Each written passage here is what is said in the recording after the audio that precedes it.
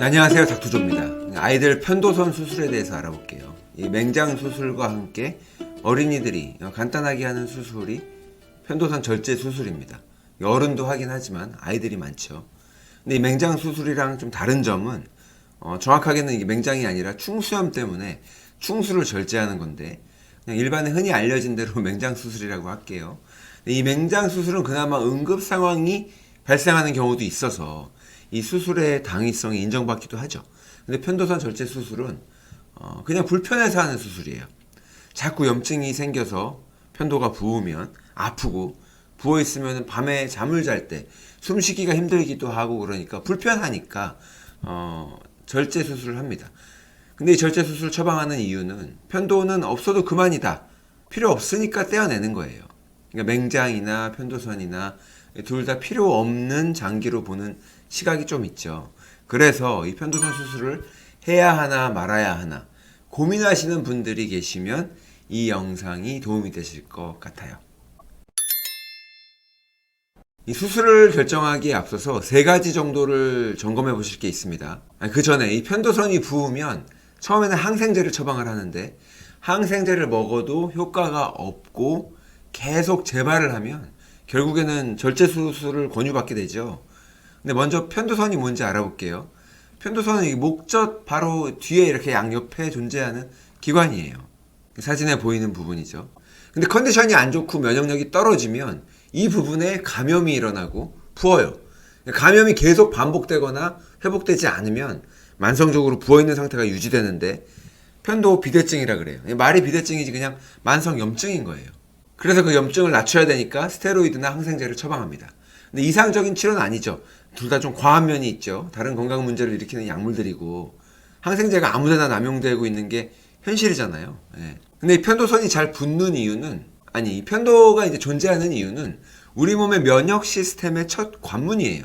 우리가 숨을 들이마셨을 때 인두랑 같이 면역 시스템의 첫 번째 방어선이 되는 거죠. 그 인두에 염증이 생기는 게 감기잖아요. 그래서 호흡기 질환을 일으키는 바이러스나 음식물이나 꽃가루 같은 그 알러지 유발 물질들을 방어하고 처리하는 역할을 합니다. 이 인두랑 편도에서 적들이 침투한 것을 감지를 하면 우리 몸의 면역 시스템이 작동하기 시작하는 거예요. 최변방에서 오랑캐들이 쳐들어오는 걸 제일 먼저 감지하는 거죠. 근데 어린 아이들의 경우에는 우리 몸속으로 들어오는 것들이 첫 경험인 경우가 많습니다. 난생 처음 접해보는 것들. 그래서 면역 시스템이 일일이 다 배워야 되기 때문에, 그래서 면역 반응이 많이 일어나요. 감기나 독감 바이러스 말고도 처음 먹어보는 음식들도 다 면역 반응을 일으킬 수 있다고요. 그래서 애들이 감기에 잘 걸리는 거예요. 1년에 몇 번씩 걸리잖아요. 이게 약골이라서가 아니라 애들이 거의 다 그렇습니다. 건강한 애들도 그 누런 콧물 질질 흘리고 있고 우리 그 모습을 보잖아요, 애기들. 자, 그런데 여기 리서치 연구를 하나 보면 2020년 리서치 자료인데, 이 편도선은 호흡기 바이러스에 아주 흔하게 감염이 된다는 거예요. 호흡기 바이러스가 뭐예요? 코로나 바이러스를 포함해서 라이노 바이러스, 아데노 바이러스, 인플루엔자 바이러스 같은 감기 독감 바이러스들이죠. 자, 그래서 편도선을 떼낼까 말까 수술을 결정하기 전에 3가지를 점검하면 좋겠다고 말씀을 드렸는데, 정확하게 3가지 검사죠. 첫 번째는 CBC 디퍼런셜, Complete Blood Count Differential. 기본 혈액 검사에서 백혈구 부분을 보는 거예요. 면역력을 확인하는 거예요.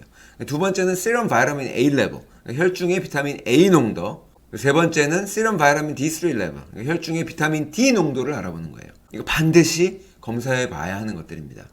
바이러스 면역력에 되게 중요한 요인으로 작용하는 것들이라 그래요. 얘네들이 결핍이 되면 그 아이들 편도가 자꾸 붓고 비대해지거든요. 잘라내야 돼서 비대해지는 게 아니라 바이러스에 저항할 만한 충분한 면역력을 갖추기 위한 영양소들이 결핍되어 있는 거예요. 그래서 자꾸 붓는 거라고요. 이 편도선을 절제하는 그 수술, 이거는 잘라내야만 하는 상황이라서 잘라내는 게 아니라 불편하니까 잘라줄게, 이런 처방이에요. 그 차이를 잘 이해하시고 결정을 내리시면 됩니다. 어차피 결정은 환자가 할 건데, 저는 뭐가 옳다 뭐가 그르다 그런 말씀 드리는 거 아니고요. 제가 여러분들의 생각을 바꿀 필요도 없으니까 정보만 드리는 거예요.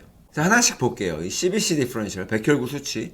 그러니까 일반 혈액 검사죠. 백혈구 보고, 적혈구 보고, 혈소판 보고, 가장 기본적인 혈액 검사인데, 여기서 백혈구를 보면 감염 상태를 확인을 할 수 있는 거예요. 예를 들어서 편도선염을 앓고 있는 아이가 검사를 했어요. 근데 여기서 백혈구 수치가 정상으로 나오면 의사가 감염은 없다고 판단을 할 수가 있습니다. 급성 감염일 때 white blood cell, 백혈구 수치가 높게 나와야 되는데 정상으로 나오면 의사는 감염은 아니고 원인은 모르겠는데 자꾸 편도가 붓고 애가 고생하니까 수술하시라고 권유를 하게 되는 거예요. 근데 이 백혈구는 5가지로 세부적으로 나눌 수가 있습니다. 호중구, 호상구, 림프구, 단핵구 이런 식으로 호염기구, 이게 적정한 비율로 분포가 돼 있어요. 근데 일부 백혈구가 비정상적으로 높으면 특정 질환을 의심하기도 합니다. 예를 들면 림포사이트, 림프구가 높으면 바이러스 감염이 있다고 봐요. 그리고 호상구가 높으면 알러지나 피부염증, 기생충 같은 것들 때문에 증가를 하는데 비강이나 구강같이 이렇게 우리 몸속의 빈 공간에 면역 반응이 일어나고 있다고 봐요. 그게 폐일 수도 있고 장일 수도 있고 빈 공간, 방광 이런데 어딘가에 염증이 있는 거예요. 그래서 연구를 보면 편도선이 부은 아이들은 이 편도가 붓는 메커니즘은 정확하게 몰라도 바이러스 감염과 연관이 있다는 게 관찰된다라고 하고 있어요. 2017년 연구에서 편도선 비대증이 있는 환자들 57%가 한 가지 이상의 호흡기 바이러스 감염이 있다라고 밝히고 있습니다. 23%의 환자에게서는 2가지 이상의 바이러스가 검출이 됐어요. 자, 그래서 전체 백혈구 수치는 정상 범위 안에 있는데 림프구나 호상구 수치가 높으면 아니면 높은 편으로 나타나면 바이러스 감염이 존재한다고 볼 수 있어요. 무증상이라 하더라도. 무증상 감염 오랜만에 듣네요. 그리고 놀라운 거는 5세, 5살 이하의 아이들, 어린애들에게서는 그러니까 편도선염이 있는 5세 이하 아이 환자, 어린이 환자 100%가 바이러스 감염이 있었어요. 근데 병원에서는 항생제를 처방하죠. 근데 바이러스 감염에 항생제가 작동을 안 하잖아요. 요즘은 항바이러스제를 처방하기도 해요. 근데 코로나 때 보셨겠지만 이 바이러스 치료제라는 게 그렇게 효과가 좋지 않습니다. 그러니까 항생제는 아예 쓸데없는 치료가 되는 거고 바이러스 치료제는 효과가 없고 검사하면 감염이 아닌데도 붓는 걸로 나오고 이러니까 계속 불편하면 떼어내자 그러는 거죠. 근데 아예 면역력이 약해서 감염이 되는 건데 근데 이 면역을 담당하는 편도선까지 떼어내버리면 감염에 더 취약해지겠죠. 근데 이 바이러스 면역을 높이기 위해서 특히 아이들의 면역력을 높이기 위해서 가장 큰 도움이 되는 게 비타민 A와 비타민 D가 있습니다. 그래서 비타민 A 수치와 비타민 D 수치를 검사하라 그러는 거예요. 그러니까 겨우 비타민 A, 비타민 D야? 너무 흔하고 익숙해서 그렇게 생각하실 수도 있는데 다른 게 더 나은 게 없어요. 이 비타민 C가 흔해 빠졌지만 비타민 C 없으면 죽잖아요. 괴혈병 걸려서 혈관 조직들이 느슨해지고 피 흘리다가 죽는다고요. 그러니까 항생제는 우리 몸에 면역력을 키워주는 건 아니고 그냥 병균이랑 싸워주는 거죠. 자체 면역력과는 상관이 없는 약입니다. 이 개념을 명확하게 구분하실 줄 아셔야 돼요. 편도선 염증이 있는 아이들의 경우에는 비타민 A 수치가 낮게 나타났어요. 비타민 A 수치가 부족하면 바이러스 감염에 취약해집니다. 그러니까 아프리카 어디 오지로 선교나 봉사를 갈 때 거기 풍토병 때문에 백신 접종하고 가잖아요. 그런데 백신 말고 떠나기 전에 한 달 내지 2주 전부터 미리 비타민 A를 복용하고 가기도 해요. 백신도 맞아도 되고 비타민 A도 복용하는 게 도움이 된다는 거예요. 저도 그렇게 하고 있고 백신보다 더 중요하다고 생각을 해요. 제 개인적인 의견이고 선택입니다. 근데 이 편도가 부으면 이제 애들이 잠을 못 자고 집중도 못 하고 짜증도 내고 막 이러잖아요. 편도선 절제가 먼저가 아니라 이 비타민 A의 수치를 먼저 검사해보고 부족하지 않게 충분히 보충해주는 거를 먼저 시도해봐도 되죠. 그리고 이 비타민 D도 비타민 A처럼 바이러스 감염을 예방하고 바이러스랑 싸웁니다. 우리가 흔히 비타민 D가 면역력을 높인다고 말하잖아요. 부족하면은 바이러스랑 싸울 수가 없어요. 이 비타민 D는 LL37이라고 하는 펩타이드를 활성화시킵니다. LL37은 항바이러스 효과가 있어요. 그리고 항박테리아 효과도 있고요. 항생제 효과죠. 항진균성 물질이기 때문에 모든 감염이랑 싸우는 면역력을 높인다고 보면 돼요. 거기에 더해서 이 비타민 D는 도파민을 생성합니다. 애들 중독에 빠지는 것도 막아줄 수 있고 또 뼈도 건강하게 하니까 자라나는 성장기 아이들한테 중요하죠. 그리고 장벽의 틈새도 단단하게 채워줘서 장, 누수, 증후군 같은 것도 예방을 한다고요. 그래서 애들은 햇빛 많이 보고 시커멓게 키워야 됩니다.